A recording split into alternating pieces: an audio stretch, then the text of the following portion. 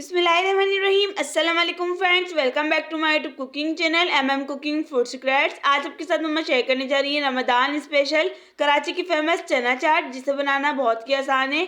बिल्कुल बाजार की तरह स्ट्रीट स्टाइल रेस्टोरेंट स्टाइल की तरह बनती है। इसका मसाला बहुत ही अलग स्टाइल से बनता है। ये बहुत ही टेस्टफुल बनती है यूनिक स्टाइल में।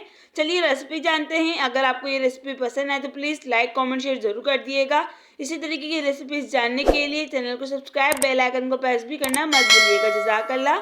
सबसे पहले यहाँ पर हमने आधा किलो वाइट बॉईल करे हुए चने लिए हैं, जिसे यहाँ पर हमने 1 टीस्पून सोडा ऐड करके 7 से 8 घंटे डिप करके रख दिया था। और इसे अच्छे से हमने यहाँ पर 20 से 25 मिनट नॉर्मल फ्लेम पे नमक ऐड करके इसे अच्छे से बॉईल कर लिया। सबसे पहले यहाँ पर इसकी मसाले तैयार करने के लिए 1 टेबल स्पून पिसी हुई लाल मिर्च ऐड करेंगे। 1 टीस्पून यहाँ पर हम इसमें हल्दी ऐड करेंगे। इसके बाद यहाँ पर हमने 1 टेबल स्पून पिसा हुआ धनिया ऐड करना है और 1 टेबल स्पून इसमें ऐड करेंगे आमचूर पाउडर। इससे बहुत ही अच्छा टेस्ट आता है। काला नमक ऐड करेंगे। यहाँ पर हम हस्बे जायका नॉर्मल नमक जो हम यहाँ पर डेली इस्तेमाल करते हैं वो भी हम यहाँ पर इसमें हस्बे जायका नमक ऐड करेंगे। इससे बहुत ही अच्छा टेस्ट आता है। अब हम यहाँ पर इसमें ऐड करेंगे गरम मसाला पाउडर तकरीबन 1 टीस्पून। ये ऐड करने के बाद हमने सबको अच्छे से मिक्स करना है।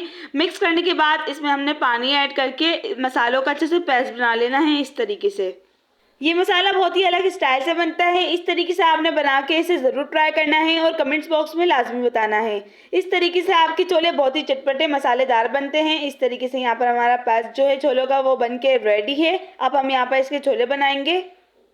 सबसे पहले यहाँ पर हमने कढ़ाई में 4 table spoon cooking oil add करना है। इसके बाद यहाँ पर हम इसमें 1 टीस्पून जीरा ऐड करके जीरे को हल्का सा भूनेंगे। इस तरीके से जीरे को भुनने के बाद यहाँ पर हम इसमें 1/2 टीस्पून अदरक लहसुन का पेस्ट ऐड करेंगे।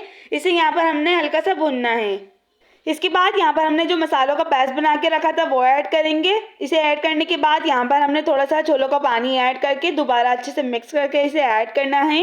छोलों का पानी ऐड करने से बहुत ही अच्छा टेस्ट आता है और बहुत ही चटपटे मज़ेदार छोले बनते हैं। अब हम यहाँ पर इसे 1 से 1.5 मिनट अच्छे से भुनाई करेंगे।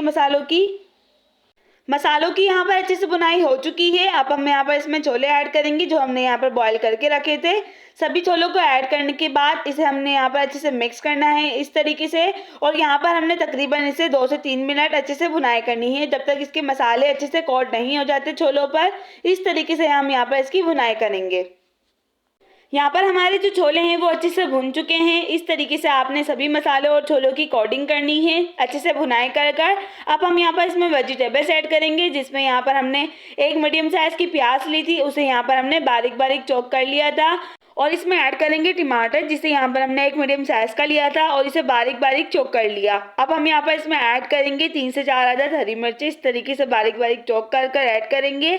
अब हम यहाँ पर इसमें ऐड करेंगे धनिया और पुदीना। इससे बहुत ही अच्छा टेस्ट आता है। आपने ये लाजमी ऐड करना है। इन सब की क्वांटिटी आपने यहाँ पर अपना टेस्ट के अकॉर्डिंग लेनी है। जितनी आपको यहाँ पर पसंद हो आप इसे कम ज़्यादा कर सकते हैं। अब हम यहाँ पर इसमें लेमन जूस ऐड करेंगे।